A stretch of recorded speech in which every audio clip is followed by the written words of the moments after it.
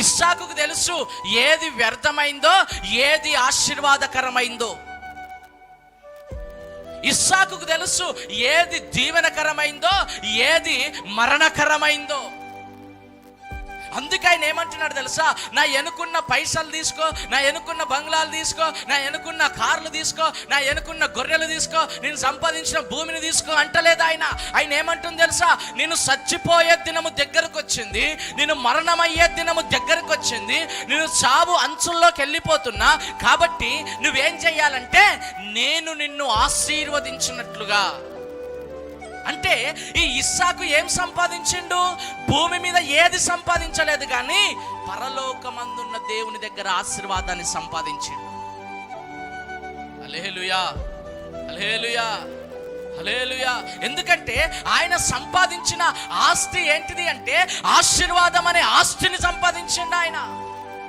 తన కొడుకుల నిమిత్తమై ప్రార్థన చేస్తే ఈయన మీద నుండి ఆశీర్వాదం తన పిల్లల మీద ఫలింపజేయునట్లుగా అటువంటి ఆశీర్వాదముతో నింపబడ్డాడు ఇస్సాకు.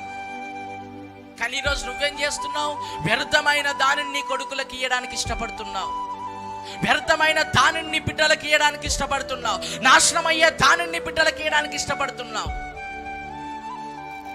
నాశనము చేసుకునే దానిని బిడ్డలకు ఇయ్యడానికి ఇష్టపడుతున్నావు, డబ్బు నాశనం అయ్యేదే నీ పిల్లలకి ఇయ్యడానికి ఇష్టపడుతున్నావు, బండ్లు నీ పిల్లలకి ఇచ్చి నాశనము కావడానికి ఇష్టపడుతున్నావు. కానీ ఈ ఇస్సాకు అటువంటిది ఇవ్వలేదు, ఈ ఇస్సాకు అటువంటి దానిని ప్రోత్సహించలేదు, ఈ ఇస్సాకు అటువంటి ఇచ్చి తన పిల్లలకు శాపగ్రస్తులుగా మార్చడానికి ఆయన ప్రయత్నం చేయలేదు. కానీ ఆయన ఏం సంపాదించిందంటే దేవుని దగ్గర నుంచి ఆశీర్వాదంను సంపాదించాడు.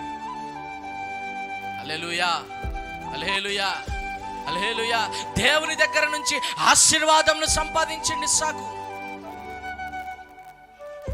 తన పిల్లల భవిష్యత్తు నిమిత్తమై, తన పిల్లలు మంచిగా ఉండాలని, తన పిల్లలు ఉన్నతమైన స్థితిలో ఉండాలని వాళ్ళు ఆయన దగ్గర దేవుని సన్నిధిలో మోకరించి, దేవుని సన్నిధిలో దీవించబడి, దేవుని సన్నిధిలో ఆశీర్వదించబడేటట్లుగా ఆయన మోకరించి ప్రార్థన చేసే ఒక ప్రార్థన పరుడుగా మారింది ఇస్సాకు.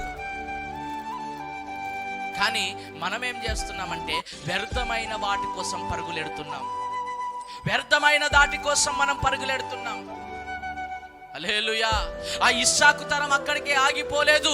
ఇస్సాకు తరము యాకోబు మీది, ఇస్సాకు ఆశీర్వాదం యాకోబు మీదకి రావడానికి గల కారణం భూమి మీద ఆశించలేడు, పరలోకమందున్న ఆశించినాడు ఆయన.